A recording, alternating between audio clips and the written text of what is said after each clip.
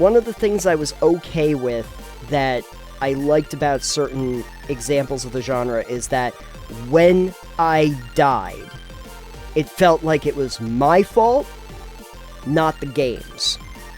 Hellpoint got to a point where I started to feel like I was failing because the game was made badly.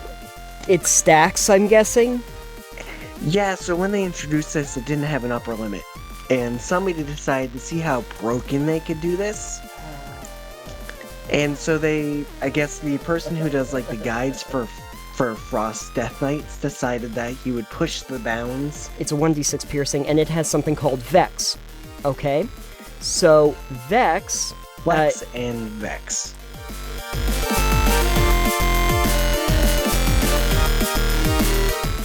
Alex, are you in a good mood or a bad mood? I'm in a mood. You're in the mood? Well, that's good. So we're more the neutral path than we're the light side or dark side right now. Yeah. Okay, cool. We're truly gray. So, from the gray zone, as it would be, thank you for joining us on Total Pebble Knockdown. I'm Nathan. And I am Alex. And let's see if the gray clouds turn to a sunny, bright day. Probably not. We had an episode suggestion from Dadam, the one and only. Dadam writes, suggestion, games, video or otherwise, that seem good to you on paper, right genre, setting, good reviews, popular, etc., that just didn't work for you. That's a lot to take in, isn't it? Because... a little bit. when I don't like a game that I thought I was going to like, I then have to work out in my head why I didn't like it, which makes me really good for this question. You, on the other hand, really just want to play the game, and if you don't like it, you just put it down and just go on to the next thing. I play games as a form of enjoyment, entertainment, and relaxation, so if I don't like a game, I stop playing it. I don't take the time to really analyze it. That's not a thing I do in my daily life. I consume a lot of media, YouTube especially, where I just kind of listen and I don't sit there and analyze it, which is why it's fun that I listen to a lot of video essays and let other people analyze things. Yeah. My least favorite thing in school was always when they were like, hey, we need you to read this book and then write a paper about what this book means. And I was like, now I don't enjoy the book. Thank you. Yeah, exactly. And I have to say that, even though I do quite a bit of analysis, on the stuff that I put together, sometimes I like to be able to play games where I don't have to think too much about them. Yeah, that's most of the time for me. Yeah. But I still think, but usually it's just about, what can I do to enjoy myself more? Right. But at any rate, getting back to the question that Dadam had is, if we could come up with some examples of games that we really should have liked that we didn't. I wanted to choose ones that were in genres that I actually enjoy, so that it made it clear to me why I didn't like these. So the first one I have is a Metroidvania. And Metroidvanias as a genre is one of my all-time favorites. So it's kind of tricky. To give me one is to almost automatically make me like what you've given me. I'll want to enjoy it. But one came out just this last year, definitely seemed like it had everything going for it, and was in that genre, and really fell flat for me, to the point where I think I only played it for an hour and a half. And that was called The Last Case of Benedict Fox. It was a Metroidvania that was also trying to be a little bit Lovecraftian in its theming. You play Benedict Fox, you go to this manor house that has all of these puzzles that are going on, a lot of codes and mysteries to solve, locked drawers that you need to unlock. But then there is this Cthulhian world, the cosmic horror world with a lot of tentacles and stuff that you enter into, where we actually have combat. All of that sounds pretty great, right? We've got our 2D, really well designed in terms of the look and the feel of the game. All of that works, the aesthetics of it and the graphic design and everything, very engaging right up at the front. And it's in an interesting genre until you actually play the game. Because once you actually play the game, you start to realize that you have a bit of a problem. There's this disparity between walking around the manor house where there's just a bunch of codes, which I figure if I could have just looked it up online, I probably could have unlocked the entire game and just gotten the cheat codes for like all of these things and probably finished the game in no time. But, you know, there's locked drawers and stuff, and so you have to go into the Cthulhian, you know, world. But instead of focusing on the exploration part, they really want you to go in more of a linear direction to your objective through platforming, etc. And then when you actually engage with enemies, they decided to take I'm going to call it an interesting approach to combat, which is where you do a lot of melee, but you do have a ranged option. Your ranged option is you have a revolver. So now you're thinking to yourself, okay, this is good. I got a lot of options when I get into combat. Except they decide to do something that I just still, to this day, I scratch my head on this. Your revolver has one bullet. After you use that bullet, you don't reload it. You have to get a melee attack in to get a bullet back. So I have to get up close and make a melee attack so I can get my ranged attack. Okay. And then when I use my ranged attack, I have to melee something again to get it back. So there's this disparity, because if I'm trying to do ranged combat, I'm probably not in a position to go up close in melee, which you find out in the very, very first boss, which is a couple tentacles off to the side that just do AoE attacks that are basically the entire arena. And so I have to, like, jump around, try to aim and hit with my one bullet, and then figure out how to get up close to the tentacle monsters that are just doing these waves of force, so I can get a melee in, so I can get the one bullet back, so I can try and hit the monster again.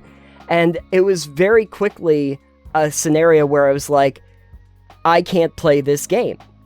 Like, it really just became a scenario where I was just like, I don't understand why the game functions like this. I don't understand why the combat works like this.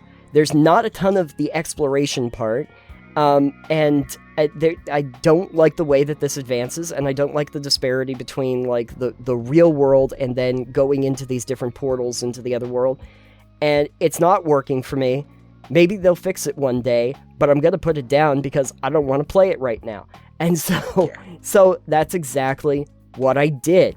And I never went back to it after that, nor do I think that they have actually done any updates to it since I played it. I feel like, especially for you, where you, like, even with your RPGs, you like the open worlds a lot more.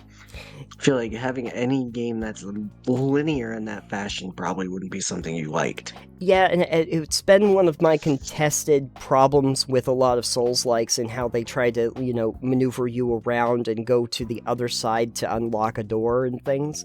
But like Metroidvanias, though, I like open worlds, but I really do like Metroidvanias for the fact that they give you this idea of unlocking new abilities so that you can go and uncover new areas and new secrets that you didn't see before. And you know, it's a very well-paced risk and reward system that they set up in the way that they frame it.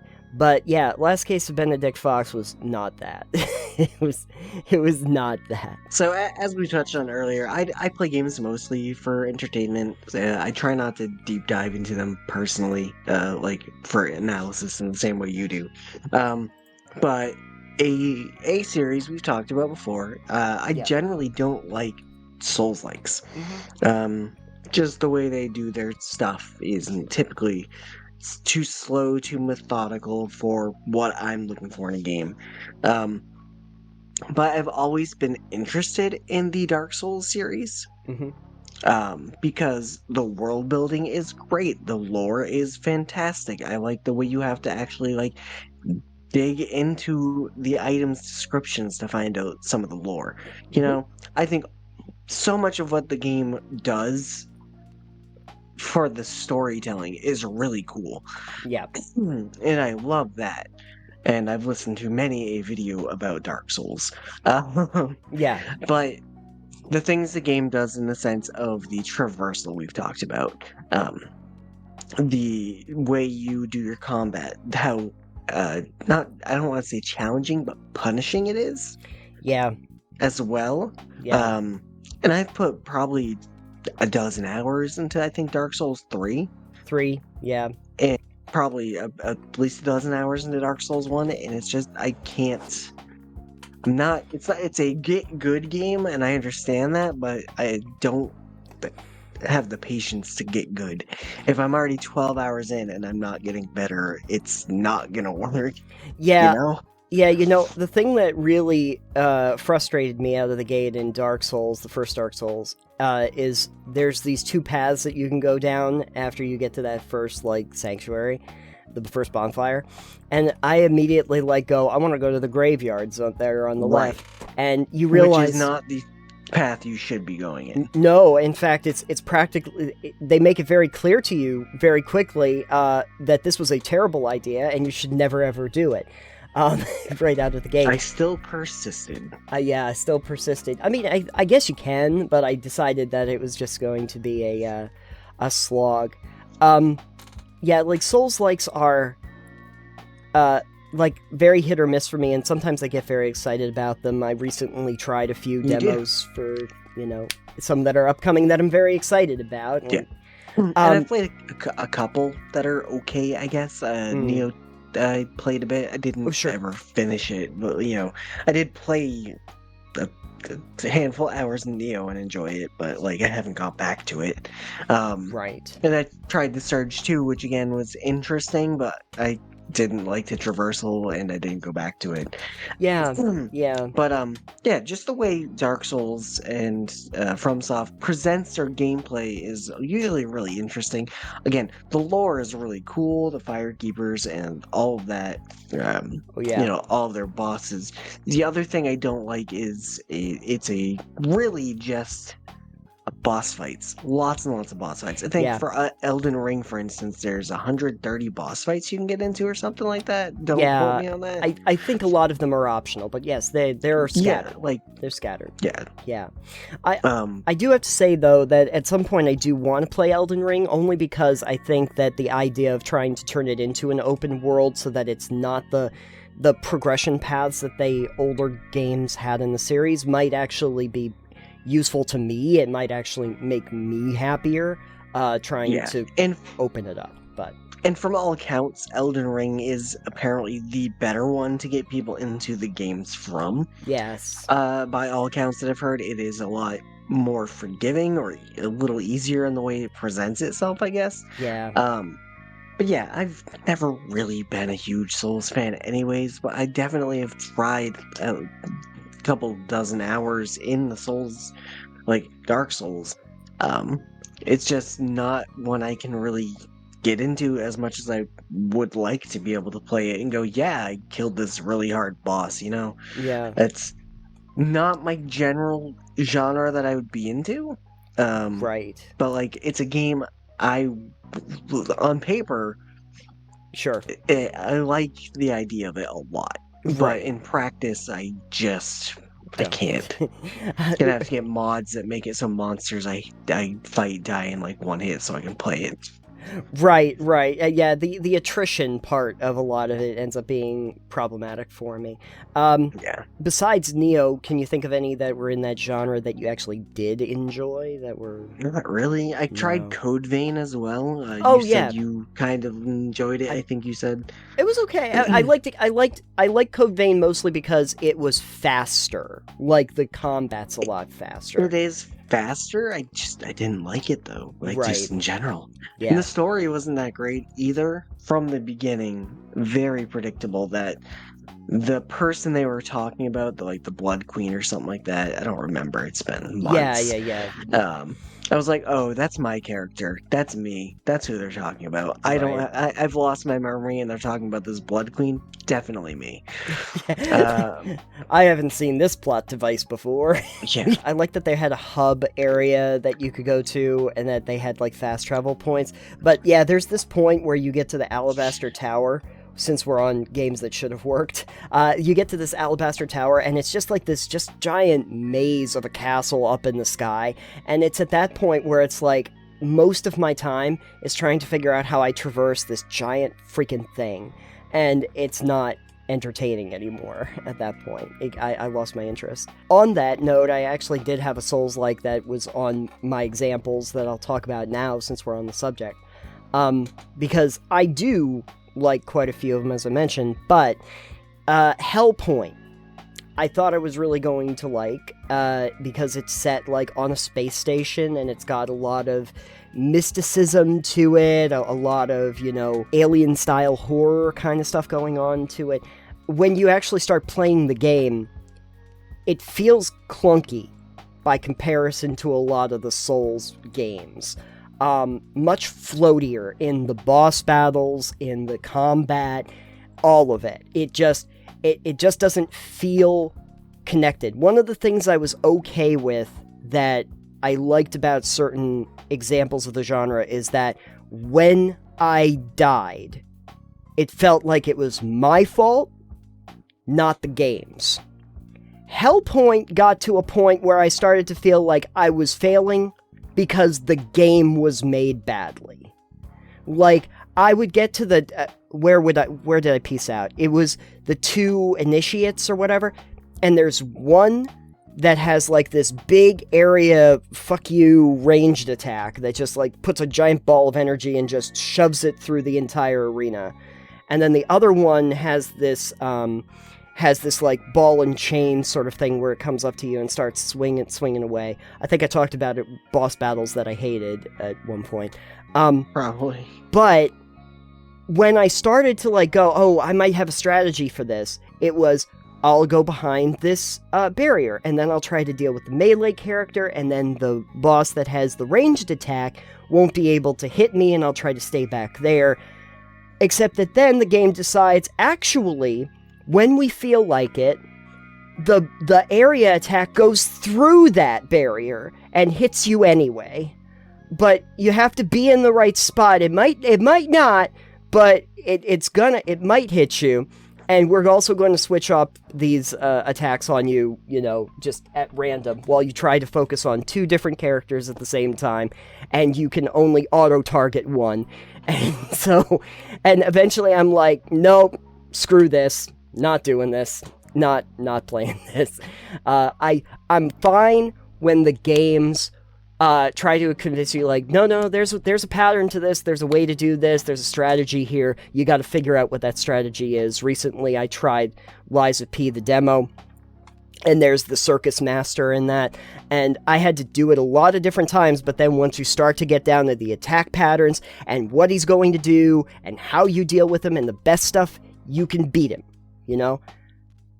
So, but, the issue I have with doing that in a game is that, especially if it's a game you're going to play through, like, maybe once, probably, unless you try different run-through methods, is if I'm spending an hour trying to learn one boss's attack pattern, and I'm never going to use that again never going to use it again, right, then it's almost like a waste of time to me. Like, I get in, like, World of Warcraft, for instance, if I'm learning a boss fight, but I'm going to repeat this boss fight like every week for the next 4 weeks, as raiders and people who do high level content would do, right, then it's a little different because you're putting in the time to learn all the mechanics of the fight, their pattern. Like, they may not have a pattern, but they have mechanics, so you're learning each of the abilities, the things they do, what you need to watch out for, what you need to, like, do. So you're learning, like, a dance, but it's like an improv dance. Yeah. So that one is a little more understandable to me because I'm gonna do it more than once. But if it's a boss fight, kill the circus ringmaster, never fighting him again. Right. No, I get what you're saying. It's an interesting observation because I think that is a difference between, like, the ones in that genre that work for me and the ones that don't, is where you end up with a situation where you'll never have to deal with this again.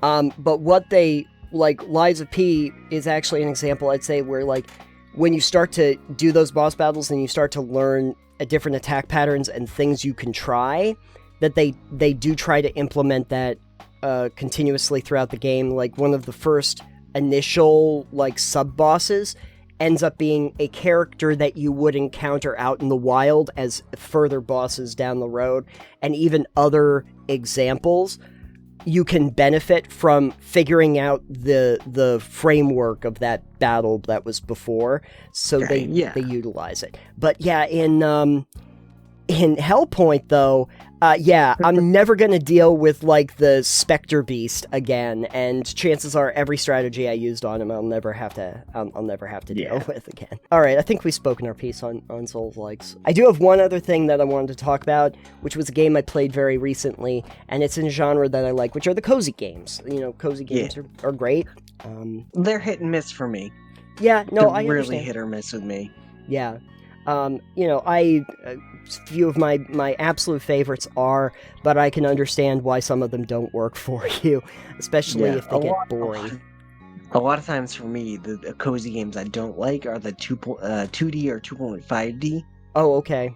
For instance, just I don't know, something about just walking around like you do in Stardew Valley, right, on that flat map is not engaging to me at all.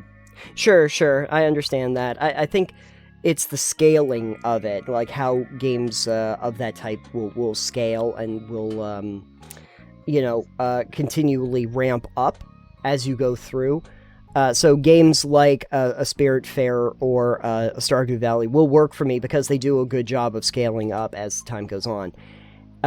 However, the one that I just played, Lemon Cake, saw you playing that. Does not really do that, because for all intents and purposes, this is like made for me. I mean, it's a cozy game, and the whole idea of Lemon Cake is that you get an abandoned bakery, and there is a cooking ghost mama, essentially, that's there trying to explain to you how you do baking.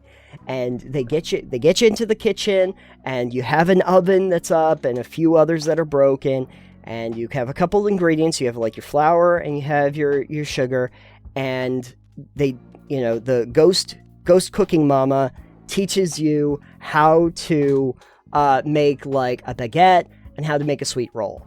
And you put the stuff into the bowl, you mix it up, you pop it into the oven, and you get your sweet roll and stuff, and then you can serve it to customers when they come in. And this should work great. You've got your little store, you've got a little garden out back, so that when you buy trees and stuff in the upgrades, you now have access to different resources, so I can have blueberries and stuff. But the problem that it ends up having that makes it such a grind is that it doesn't scale very well. Okay. I thought it was because you were getting ratatouille'd by a cooking mama's ghost, but you know. Well, I mean, I guess there is that too, but it's the scaling of it. Like, for instance, I can only carry one thing at a time. Oh. And I can only make a recipe for one object at a time. So, like, if I say I want to make a sweet roll, I can only make the recipe for the one sweet roll and put it into the oven. I can't, like, make multiple sweet rolls at a time and then try to cook multiple ones at the same time. When I put them out on display, when you unlock the different displays, I have to put one item on the display. And when it sells, I have to then go and get another one and run it out and put the next one on. They give you the garden so that you can get, your blueberry and your cocoa plants and everything. But when I go over to the garden, I can only carry the one thing, my one blueberry, carry it back for my recipe, and then if I need another thing, I have to go back to the garden, I have to grab the next thing, and bring it back so I can make one object. Sounds like a lot of padding out. It is a lot of padding out. I started to think maybe this gets better because they could give you a table, and it's like, oh, I could prepare stuff and put them on the table. Well, when you unlock the table, you can put one item on the table. You have no inventory. Is it a tiny table? It's a tiny little table off to the side.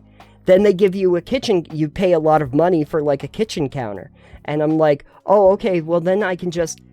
this is going to make it a lot easier to put things out on display. Oh, great. So I can put the items on the kitchen counter and they'll go out into the display. No, they're just going to stay there. You can only put one item on there and then you have to go out into the store anyway and then take it from that counter to put it onto the displays. So you've saved me a second, maybe? So what you're saying is they made baskets that can hold multiple items and rolling racks which can hold trays of items? They don't have those. Those don't I see. enter I'm into saying the I'm starting to game. see where the issue is with the baking. Is Yeah, that they're doing it very inefficiently. yeah. Here's where it gets worse, though. I'm sorry to tell you, but you have your cafe, and you have people that will sit down, and you have 2 seats basically, and you can eventually get another table with 2 more seats.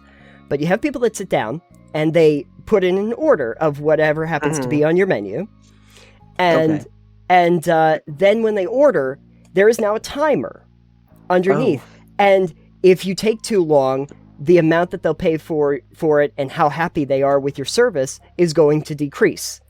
Right. And it's it pretty does standard. worse. Yeah, but I need baking time, and I can only make one thing at a time. So unless I have them prepared somewhere on my one little table or the displays that I've unlocked that people haven't bought from, I have to go through the process of getting all the ingredients once they order it and putting it into my oven and waiting for the oven timer to go around and finish so that I can run the one thing out to the table before the bar goes down too far. It wouldn't be a problem if they didn't add the time mechanic into this thing where obviously time is not on my side for so much. Yeah. Of this. I mean, maybe if you had a second oven, you could cook one while you got the other. You eventually unlock 2 more ovens, but again, I have to prepare the whole thing and then put it into the other oven. And then if I take out my thing too late, it burns. So now I have to manage 2 different ovens. In the meantime... It's like being a line cook. Yeah. In the meantime, I think the problem is that it should have had an inventory where I could hold stuff. If I want to sweep up the floor because now there's a bunch of flour on the floor that, propagates, I have to go to the corner, pick up the broom, and then sweep up the stuff on the floor, but I can't hold anything else until I put the broom down. So I have to put the broom back before I can hold on to anything else. It's this thing where, man, if you just had pockets, and I could just put stuff in pockets, or a table, or something. That's what they make trays for. Yeah, or I've worked in a kitchen, so... Yeah. But they do. It's the tedium that gets into it, where I did an experiment after all of this where I was like, okay, you know what? I'm going to try something. I'm going to take every item off of my menu except for the marshmallow twist. I was going to say, just prep one item. Exactly. And the marshmallow twist just takes your sugar. You put the sugar in the bowl. You don't need to bake it. I don't need the ovens at all. You put the sugar into the bowl, you mix it in the bowl, you have a marshmallow twist. And so I made that the only item on the menu. You don't get bonuses for your tips and stuff because you don't have a big variety or anything. But it's considered a vegan option and a gluten-free option.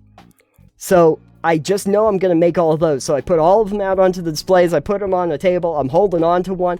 And as people come into the thing and they're sitting there looking at the menu, I'm just holding a marshmallow twist in my hands, waiting to hand it to them. And the second the order comes in, here, and shove it in their face. I get full credit, perfect order. Going back, making another marshmallow twist. And what I found is the amount I made at the end of the day was not significantly less than when I was trying to run around doing all the other stuff, even though it was a low-cost item. And it was at that point where I was like, yeah, the problem is that it's the grind. You make $20 or $30 a day in profit, and the bigger upgrades are going to cost $200, $300 or something. So I've got to just do this day in, day out to afford one more plate in a display case so I can put one more item out for people to look at. And why am I doing that? So, the idea was cool. I thought to myself, maybe it'd be like Tavern Master, but it is not like Tavern Master. Have you played Cooking Simulator? Yes, I did that on air, remember? We did that. Right, Yeah. right. So you're looking for something more like, oh, you've got 2 orders in, but you can also cook multiple things all at the same time, and here's all of your Well, ingredients. you understand why I focused so much on soup when I was doing Well, yeah, Cooking because you could Simulator. prep up a whole thing of I soup could and do a just whole do thing of one bowl soup. at a time. Exactly. I need like a lemon cake, but it's with soup. I need lemon soup. But the thing with when you played Cooking Simulator is that you could have multiple soups on. Oh yeah, you absolutely could. So You could. So I liked the concept, but at the end of the day, it's like I'd love to be able to experiment with different recipes instead of having set ones. I guess I'm just gonna wait till Haunted Chocolatier comes out. Eric Barone, when's that coming out? So I can play. there you go. Maybe I'm hoping that I can make multiple chocolates at the same time, Eric. Concerned Ape will have my back, I'm hoping. So, Dadam, those were a few examples that we had of games that really should have worked for us, but ended up not working at all. Because theoretically, in theory, yeah, those should have all been good for us, but twas not to Probably. be. Yeah, twas not to be. But I guess I would ask folks out there if you have any examples of a game that, for all intentions, are right up your alley in terms of gaming, but end up not really working for you in the end. Give us some examples down in the comments. I'd like to know about them. So, Alex, you want to talk to me a little bit about WoW, don't you? I did. I know you probably haven't played WoW in a good Decade? 15 years? Yeah, probably a decade at least. Something yeah. like that? Mhm. At least a decade. It's changed a lot over the years. The quick question for you, do you remember kind of the classes that were in it? A little bit. More or less. I think I was a druid. That's what I remember. You were the cat. You played a feral druid, I think. Yes, a Tauren. Yep. Yep. Yep. So, over the years they've added a couple classes, a couple races to the game. Now it's got a lot more options. Druid, you got your hunter, your warrior, whatever. With the newest expansion, they added a kind of like the demon hunter. When they added that to Legion, they added a not a hero class like the Death Knight, but they added the Drakthir Evoker. It is a class and race in one. Oh. So it cannot be anything but a Drakthir, and it is itself just the Evoker. Got it. So the Drakthir can't be any other class. They're just the Evokers, I believe. Got it. And Evokers are only the Drakthir. Yes. They're exclusive to each other. Got it. Yep. Kind of like the Demon Hunter in Legion was only elves. It could only be a Night Elf or a Blood Elf that could be a Demon Hunter. Sure. Okay. Which is fine. If they're a gimmicky thing to be the thing they are, that's fine. The Drakthir Evoker started with only 2 specializations. If you remember the talent specs that a class can be. One of them is Healer, and the other is Ranged DPS, I believe. Okay. For the Evoker. Sure. With one of the recent patches, they added a 3rd option to their spec. Okay. This one is the first ever support class in WoW. Or support spec, I guess I should say. Okay. This is not something the game has ever done before. It's new territory for them, and the idea is that if it is received well, it opens the door to adding more specs or classes or whatever in the future that is more support based. In WoW, as you have played, if you remember, the party is generally tank, healer, 3 DPS. Yeah. And now this support option gives you the chance to, it's still DPS technically, Sure. but it does a lot of buffs as a support class should. I had a question for you also. Given a 30-man raid, which is an option, 30-man raids, what do you think the makeup of a 30-man raid would normally be?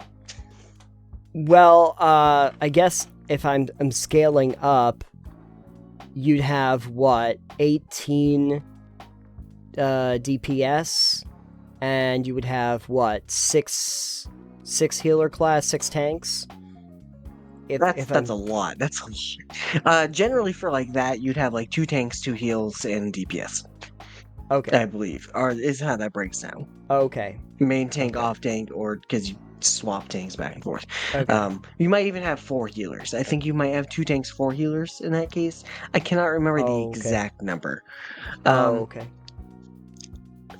Given that there's now a support spec in the game, what do you think the makeup would be for tanks, healers, DPS, and then support? I would imagine that you'd probably take one of the tanks and one of the healers, and you would replace them with the support classes. My normal thought process. So, like, if you're having 2 tanks, 2 healers, and a DPS, that you would either replace your tank or your healer with a support character. Sure. This is a 30-man thing, so you'd still have... I mean, scale up from there, but, you know. Okay, yeah. Yeah. You'd still probably want the 2 tanks. The support can't tank, and you really do benefit from having, like, 2 tanks in the party. Right. What would you say the upper limit of support is? I mean, I normally wouldn't think for a support class. Well, I guess okay, here's the question I have. The support abilities that they possess, are they area effects, or are they specific to another character? Do they put them onto a specific character, or do they do an they area put them onto a specific character or a couple characters. Oh. They have a couple that are like, I guess they can affect a smaller area too, but like, yeah, most of them are like a couple characters. And then the other question that I have is, who are they going to benefit the most? Like, are they there to buff the tanks so that they are tankier, or are they there to buff the DPS folks so that they can do more damage per second? They can do any of those, actually. They can buff the tanks to make them more tankier. They can buff a healer to make them more healier, or have better range on the healing. But they can also buff damage. See, this is the thing. Like, if they were doing area attacks, I would say you probably don't need all that many of them. But if you're only focusing on doing support class for each one, you practically need like a 1-to-1 ratio at a certain point to get the maximum. I mean, you don't need to health. buff everybody. Well, okay, So you do. Okay, you but would probably focus, the tanks if you were focusing that or the healers. But what? I guess what? I would like 6? to paint a picture for you. Yeah. Sure. 6 on like a 30-man. Why not? So You I get want to some paint a tanks picture here. for you. Yeah. Okay. And by paint a picture for you, I mean I would like this to show you this first of the 2 images I sent you. Okay. Or I posted with a spoiler there. All right. I'm gonna look at this here. All right. Okay. This is from a 30-man raid. Oh, okay. Okay. And you can share this. This is a screen capped from a video, obviously, that someone had. You see the picture there? I'm looking at it on my phone. Do you see the big block in the top left corner there? Top left corner. Yeah, I see this. Yeah, this is your 50. This is the 30 different 30. people. Yep. This is the party makeup. Okay. So I don't know if you remember this at all, but WoW has always done a really good job of color coding the players in their parties and chats based on what class they are. Sure. So each class has a different color. As a paladin, my current character I'm playing, my chat and in a party I will come up as pink. Okay. Nathan, there's a lot of one color on that, isn't there? There's a dark green. I can't make out what that is though. What? So the dark green tealish color, that is the Drakthir augmentation evoker, the support class. And I would like to let you know that this party composition is 2 Frost Death Knights, I think 2 Shadow Priests, a mage, I think a warrior, a monk for healing, and 22 augmentation evokers. It stacks, I'm guessing? Yeah, so when they introduced this, it didn't have an upper limit. And somebody decided to see how broken they could do this. And so I guess the person who does like the guides for Frost Death Knights decided that he would push the bounds And so Yeah. stacking 22 augmentation evokers is apparently something you could do. It has been nerfed to an upper limit of, I believe, 4 at this point. You can stack it 4 times. Got it. That's going to change the composition a bit. Just a little bit. Yeah. So the issue here is if you want to take a look at the second picture I've sent you, Nathan. Hold on. This is up. I believe the damage charts for this fight. Okay. Yep. Those top 2 are the Frost Death Knights, which are the burstiest burst damage in the game. Sure. I'm seeing that. Yeah. And we've got, what, about 30% between the two of them. Roughly 30%. Between the top 2, yeah. Yeah, so you've got 3 million and 1 million DPS, then the next lowest is 900,000. Yes. And then it just goes down from there. Mm-hmm. So I guess, so one of the abilities I guess the Rapier has is it is stacked, but what it did is it created an echo, but the echo would chain off the other echoes. So as the person I was watching Bellular Warcraft channel was doing this, and he was like, so what happens is this ability they have chains, and the 22nd evoker's ability chains to the 20th, who then adds to that, chains that, and adds to it, and then it does that exponentially. And given a couple evokers, it doesn't really go off the charts, but given 22 of them exponentially chaining, the number goes really off the charts. So you had these DKs, they downed this boss, I think, in 20 seconds. Great. Yeah. So they added a support class to the game. They forgot to really give it an upper limit, and then they went, our bad guys. Yeah. And it's really interesting because I think this is really cool. As a longtime World of Warcraft fan, as a fan of D&D, support classes can be really cool. Bards are fun. Yep. You know? Yeah. Druids aren't a support, but they can be a support. Bards aren't really a support, but they can be a support. Any class that can support and then change the fundamental party makeup to a point where your tanks are tankier and your healers are healier and your DPS is going nuts. That's good, I think. There's been hot takes from people who are like, seeing a party made up of 22 of these breaking the game. Right. Kind of cool, kind of amazing, kind of ridiculous. I can see the critique that would be made from this, which is that at a certain point you just overload the support class, and no one else is like playing the other things. This feels like a spiffing Brit video.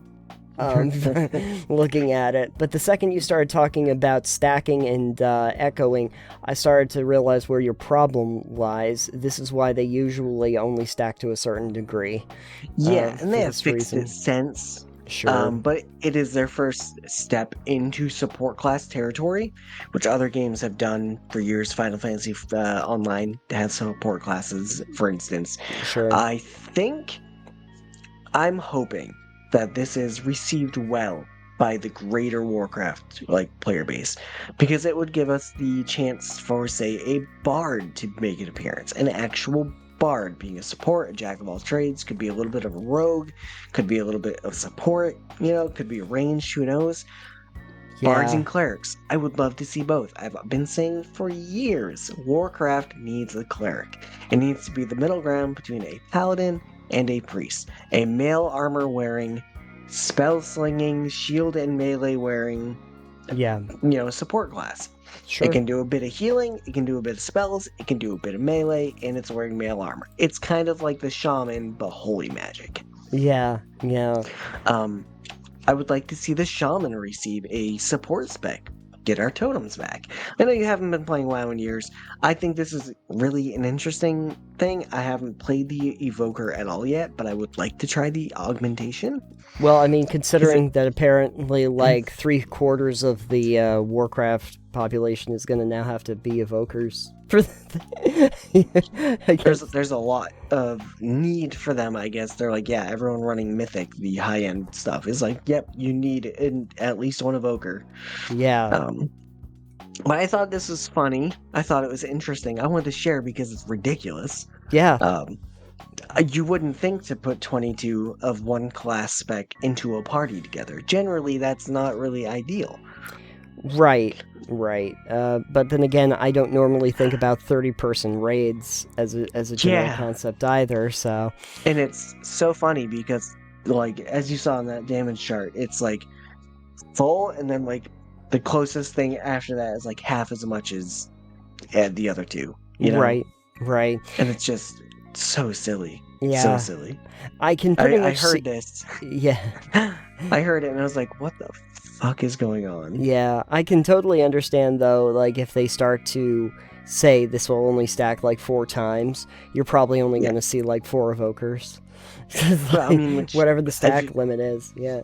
Yeah, it would be silly to have more than that at that point. Exactly. Or you have others, if it still works, but doesn't, like, maybe it stacks to different players then.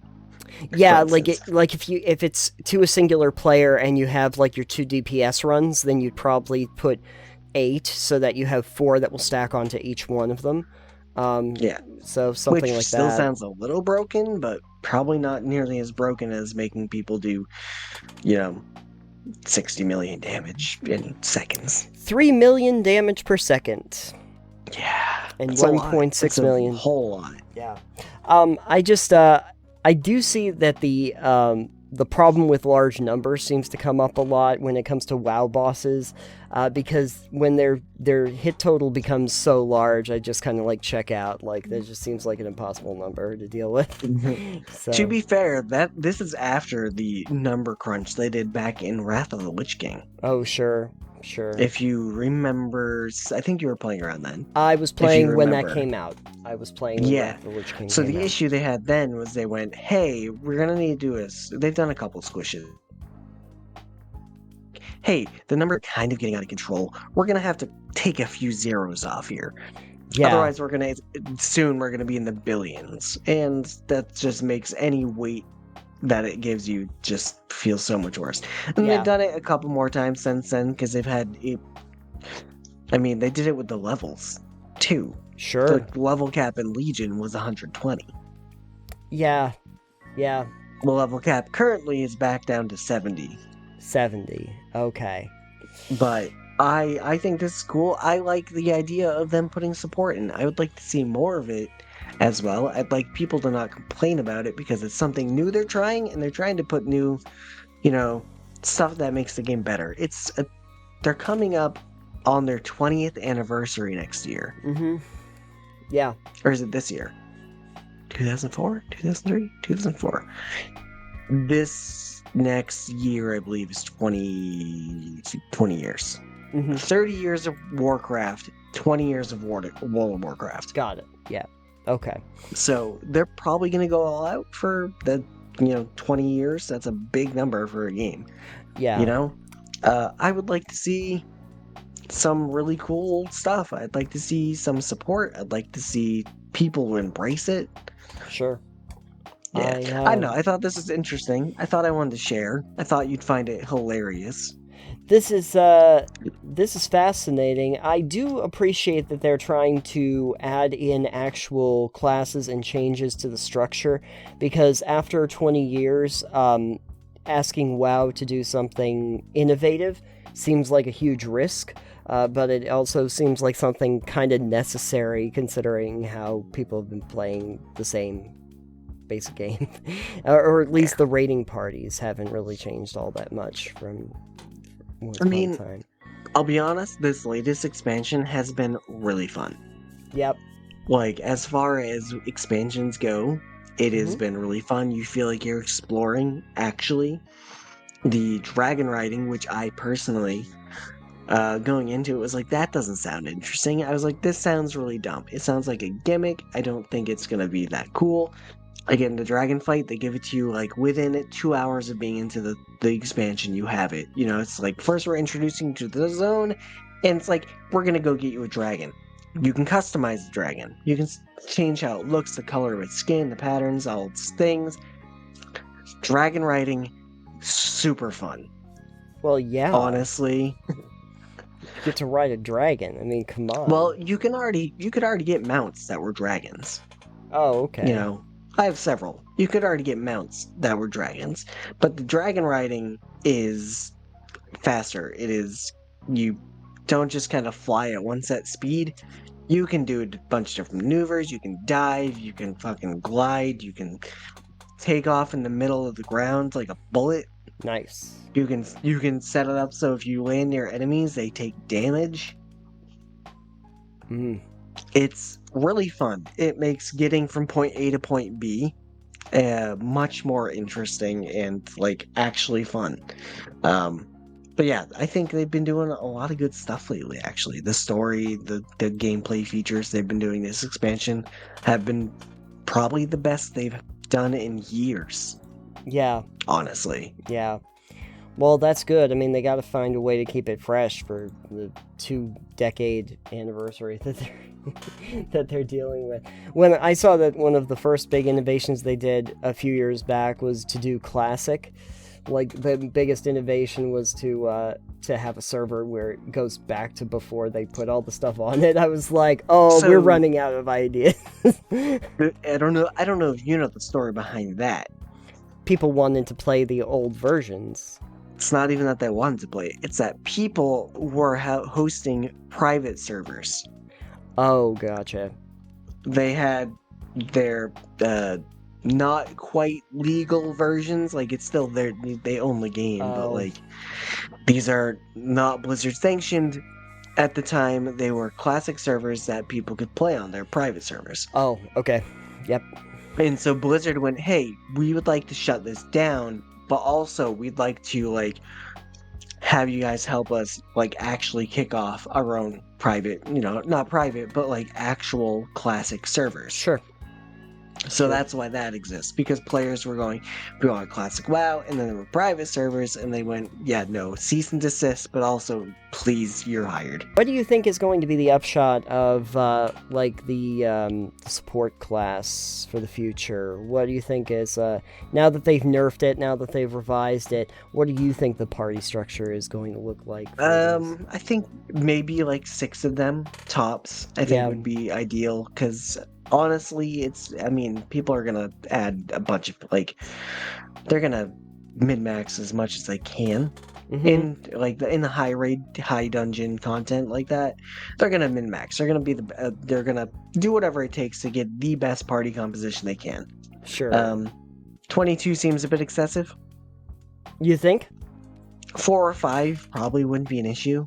I think that would be probably fun. I don't do a lot of the high-end stuff. Like, I definitely have a character that could like do it, but like I don't usually have the time or energy. Right. I'm busy playing for fun. These people are playing like it's a job. There are people that take this very seriously. This is why they have like raid coordinators now, so that they do. Were we talking about that one at one point? Or you just know about that? I just know about that because I saw I think a Folding Ideas video about Warcraft. Yeah, I saw that one too. Yeah, they have somebody who's not even in the raid spectating and calling it out in a call. And that, to me, sounds like I would peace out real fast. Yeah, this is not like a soccer game where I have to have a coach that's going to tell me what I'm doing. Okay. Yeah, those are the people who take the game really seriously and the raids and stuff really seriously, and I'm never going to be one of those people. Yeah. Not fun. Like, I'll do heroics and have fun, and I get annoyed when people run heroics and just like when they're running the dungeon, they go, all right, cool, we're gonna avoid every mob that we can, we're gonna go this route around everything, and we're gonna go zip straight through. And I'm like, why? Yeah, exactly. Like, can we just kill everything? Let's do a full clear. I'd like to go through the dungeon, kill everything, and loot everything. Yeah. That's usually what you do in the raids, but okay, I guess they're just like zipping straight to the bosses. So I'm like, I don't like that. Yeah. I think you lost the whole spirit of what we were doing to begin with and why we do these.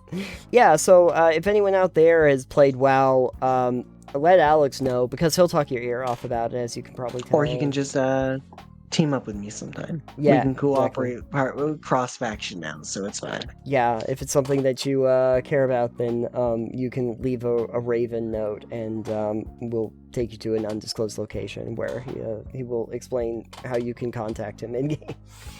That'll be something. Leave comments down below, though, if you want to talk a little bit more about how you feel about support classes.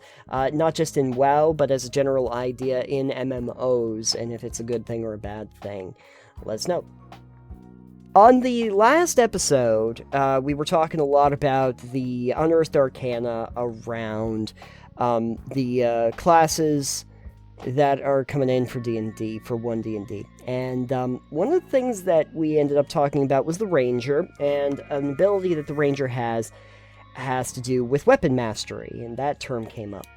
And you were a little bit confused by that. I was not privy to what that actually entailed. But as I look through the document way down toward the bottom, says that each weapon now has a mastery property, as shown in the weapon table above. That property is usable only by a character who has a feature, such as weapon mastery, so like the Ranger, that unlocks the property for the character. Here are descriptions for each mastery property. The properties are provided in alphabetical order. If a game feature lets you replace a weapon's mastery property with another one, that weapon must meet any prerequisites specified for the new property. So to give you an example, give me one of the, regular weapons, like maybe one of the characters that you used, just one of the normal weapons that you might use in the game. Sure. Considering we were talking about a ranger, let's actually go with like a, like a spear. You're gonna go with a spear. Okay, so Yeah. So what I'll do is I will find myself a spear. Yep, here we are. This is gonna look very similar to what you saw in like a 5e. A spear, it's a 1d6 piercing weapon. Thrown has range 2060, and it is considered versatile. 1d8. Yeah, so it's 1d6 if you're using one-handed, two-handed is 1d8. Exactly. I was going to say versatile it's 1d8. Yeah. So there's that. And, it costs 1 gold, and it weighs 3 pounds, but now it also has a mastery ability called Flex. Okay? Oh. So if you have the mastery property, and you have a spear, you can have Flex. Flex has just a prerequisite of being a versatile property, and what it does, when you hit with a melee attack using this weapon, you deal its versatile damage, even if you're wielding it with one hand.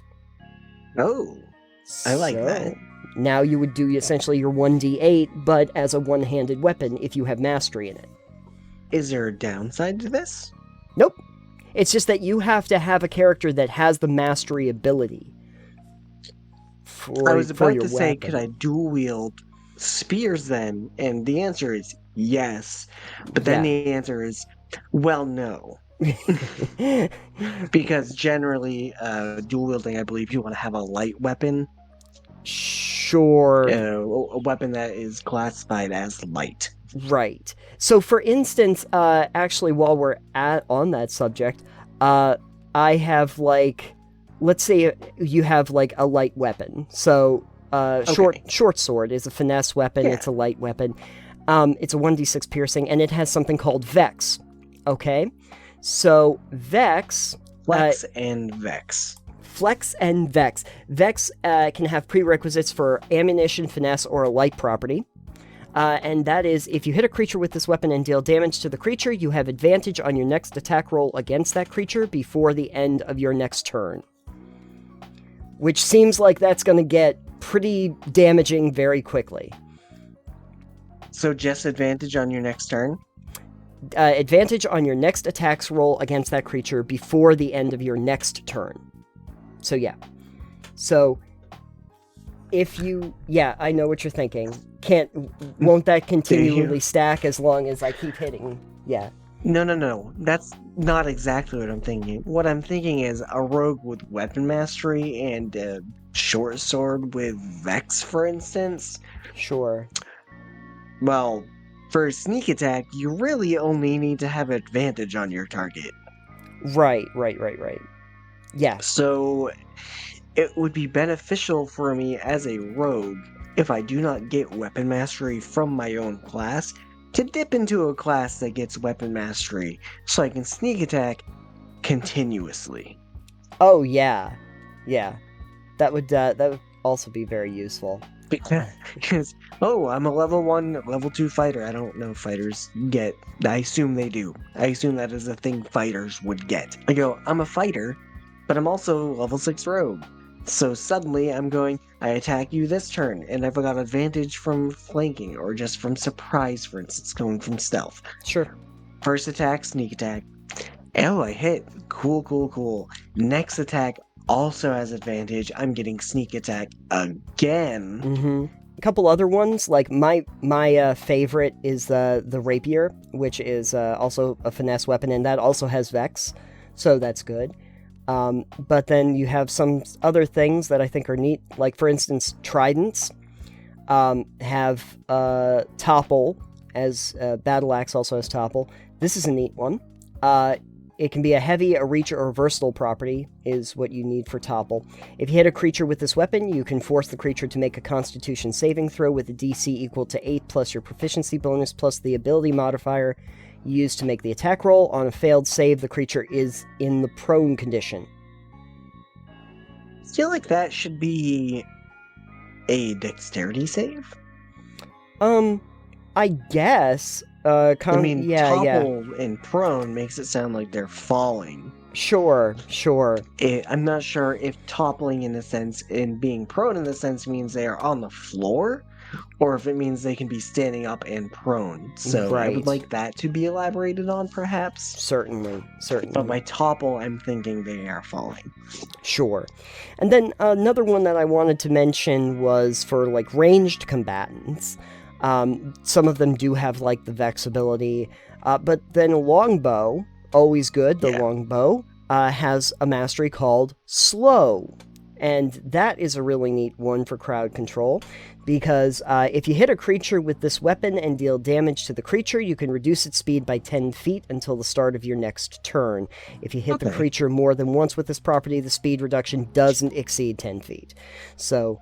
But, if you consider that a lot of monsters probably move at, 30 feet in a turn, that can significantly reduce a running monster who's coming at you. Does it say how long that slow lasts? Until the start of your next turn. Okay. So basically a round of combat is what it works in. Which is significant. Oh, certainly. I mean, in that case, I would take the dash action. Sure. You slowed me 10 feet, but I'm gonna double that anyways. There are also, for like halberds and great axes, one called Cleave, which I think is neat.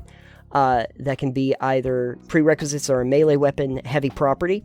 If you hit a creature with a melee attack using this weapon, you can make an attack roll with the weapon against a second creature within 5 feet of the first that is also within your reach. On a hit, the second creature takes the weapon's damage, but don't add your ability modifier to that damage. Unless that modifier is negative, you can make this extra attack only once per turn. So, just wide swing. You do some damage to the other creature too. But yeah, no, they have a list of these, and I think that what I thought was really interesting is when I played 5e, there were a lot of times where I was like, realistically, what's the real difference between like this weapon and this weapon? Like scimitars and short swords are a good example of that. Same damage, they're both light weapons. The difference between the two is just like what type of damage you're dealing at that end. Exactly, slashing versus piercing. Yeah. Now what they do is let your scimitar gets nick and your short sword gets vex. What's nick do? Bleed? Nick, actually, I can tell you what Nick is. This is interesting. When you make the extra attack of a light property, you can make it as part of the attack action instead of as a bonus action. You can still make this extra attack only once per turn.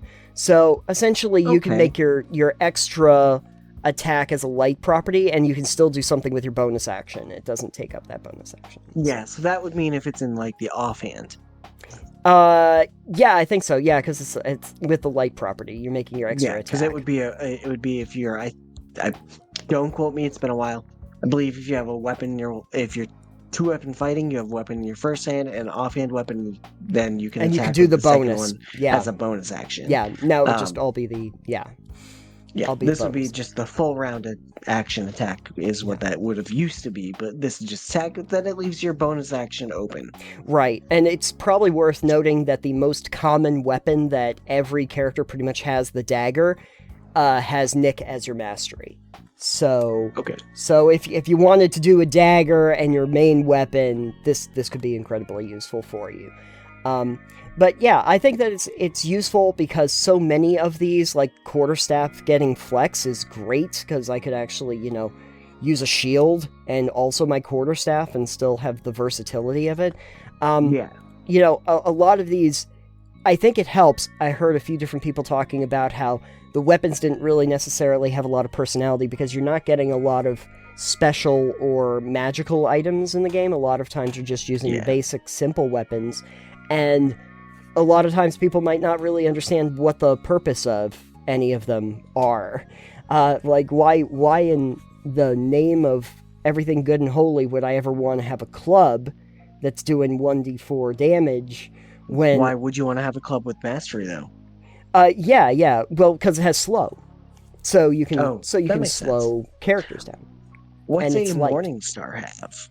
Oh, sure. Let me tell you what Morningstar has. 1d8 piercing, sap. I don't think I told you what sap is. You did not. If you hit a creature with this weapon, that creature has disadvantage on its next attack roll before the start of your next turn. So what you're saying is I need a rogue with a mace or a Morningstar with sap in one hand and a short sword in the other hand. Yeah, you got because that's a light weapon, right? So you could Yeah. So does weapon mastery only give you one bonus, or does a weapon have multiple mastery perks? The thing about it is, when it was talking about, let me just see if I can... Okay, so the first level for Ranger was Weapon Mastery. Your training with weapons allows you to use the mastery property of 2 kinds of weapons of your choice, with which you have proficiency, such as longbows and long swords. So as long as you have proficiency with the weapon, that first level you get mastery properties of 2 kinds of those weapons. So you unlock the mastery of them.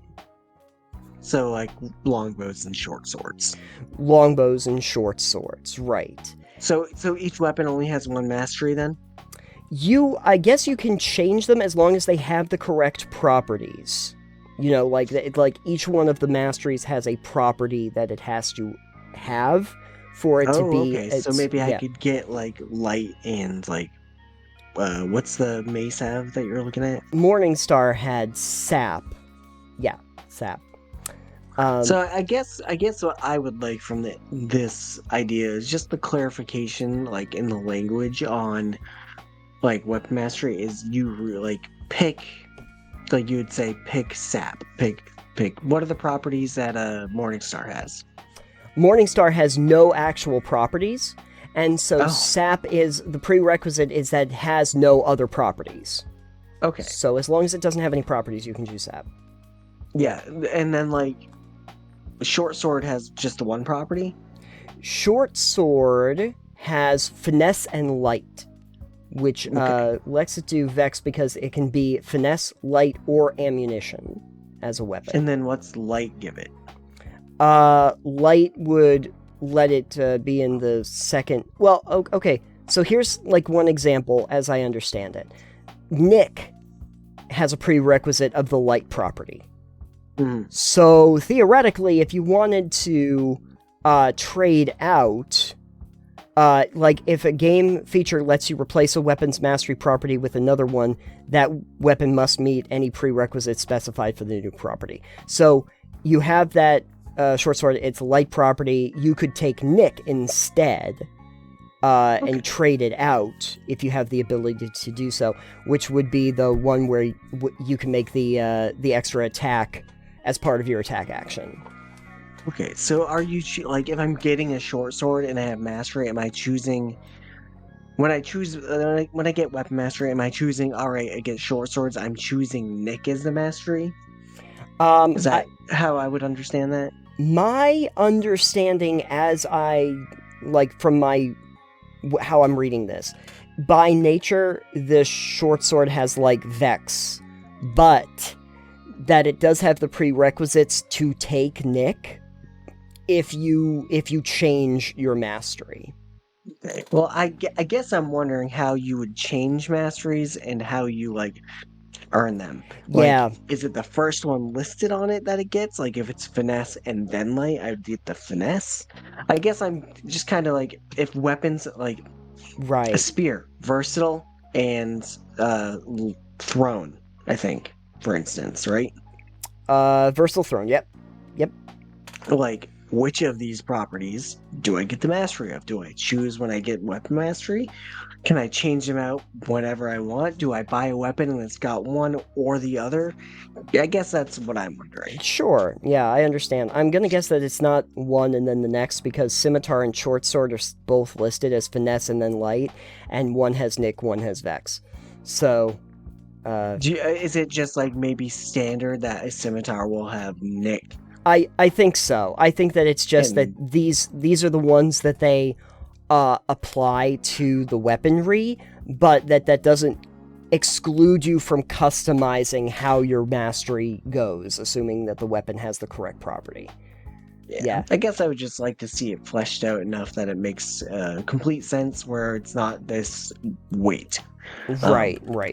Exactly. Yeah. Because like, can I just pay gold to swap the masteries, for instance? Can I spend Gold. like, can I Mhm. learn it at a level, or do I have to wait until I get the weapon mastery again and then swap it, which would sound like a waste? I would just like to learn new weapon masteries. I just thought that was very interesting that it is like a new customizable thing for the basic weaponry that helps kind of flesh out what they do and how they interact without specifically like changing their damage output or anything like that. So that they have like a little bit more personality to them, which helps considering that your simple weapons are probably going to be, in many cases, what a lot of characters use throughout an entire campaign. Yeah. And I do like that it would only apply to characters that have weapon mastery. It's so a Right. sorcerer, for instance, probably is not really gonna have that, Right. which makes it good for the more martial classes that would benefit from it, that don't necessarily have a lot of unique or interesting abilities to call on like a spellcaster would. Oh, sure. And Like, that you have to also be proficient in them, you know. well, yeah. I Yeah. mean, so like a fighter who generally doesn't have spells unless they go down the path that would be an Eldritch Knight or something with spells.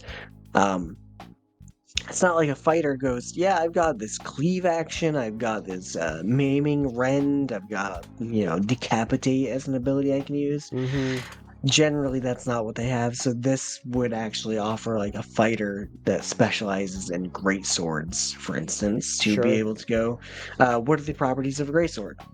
I assume heavy and something. Great sword. Okay, 2d6 slashing damage. It's a heavy two-handed, and it has graze as a mastery out of the gate. Okay, let's graze. Okay, graze, you would have to have prerequisite as a heavy property melee weapon. Both of those are prerequisites. But if your attack roll with this weapon misses a creature, you can deal damage to that creature equal to the ability modifier you used to make the attack roll. This damage is the same type dealt by the weapon, and the damage can't be increased in any way other than increasing the ability modifier. So that's even if you miss. Yeah, with this, if your attack roll with this weapon misses a creature, you can deal damage with, equal to your ability modifier. So if I were to make a fighter specializing in, say, like a great sword, then I would go, cool, I've got graze, and that means I've suddenly become, even if I'm missing a creature, I'm dealing damage to it. Yeah, I mean, just your ability modifier alone, you could be doing 5 damage or something, you know? Yeah, Even and at level 1, that means even if you miss the character that you're trying to hit, you're still hitting them. Oh, yeah. Yeah. So that means like, oh shoot, I missed you, but you're still dead. Yeah, yeah. In low levels, that's going to be helpful. Yeah, I mean, even at like level 1, you might be getting like a 3 for your modifier. Yeah. So, you know, three damage, even if you're missing, is not bad at all, you know. But you know, but it also does make sense for something like a greatsword, which you would imagine would be hard to miss outright for damage. Yeah, I will tell you though, Alex, the longsword I think gets very useful here because it's a 1d8 slashing, but it's a versatile, so it gets 1d10, and it has flex. So if you have mastery in it, you can have a one-handed 1d10 weapon. So you've got a bastard sword in your hand in one hand now. Yeah. Yeah, you're a barbarian. You're a barbarian. Good job. Barbarian weapon master. Yes, please. Perfect. So at any rate, I was wondering how everybody else feels about the idea of weapon mastery. It is a new... This is like a whole new mechanic that's going into 1D&D, so I think it's worth talking about in a little bit more detail. Let us know in the comments down below or join us over on Discord if you'd like to check us out there. Okay, Alex, I think that we have mastered this episode of the show, and... Definitely. Yeah, because there's only been one of this episode ever made, and we were the ones that did it. So, there's that. If folks, though, wanted to find more episodes of the show that we also mastered, where could they go on the internet? You can find more episodes of our show over at TotalPebbleKnockdown.com. That's right, you can go over there. While you are there and checking out all of our lovely content, you can check us out on Patreon. We have a banner there. You can get episodes of the show in their entirety, as well as additional content. You can get it all early over there if you sign up. And make sure to check us out on every podcast app known to mankind. Rate and review. We always appreciate that. And you can also check us out on social media. I'm at Titanium. I'm at EXP Limited, and our show is at Pebble Knockdown. So find us over there at movies. We don't actually talk about movies on the show. Not even once. No, not... Well, maybe. Yeah. We might have mentioned it in fits and spurts, but at any rate, I am going to go find a game that I will probably dislike so that we can talk about that on the show. And Nice. you're probably going to find a game that you don't dislike so that you can enjoy yourself, which must be nice. Sounds good to me. Yeah, sounds good. Until next time, everybody, thank you for joining us. We will see you on the next episode. Goodbye for now. Bye.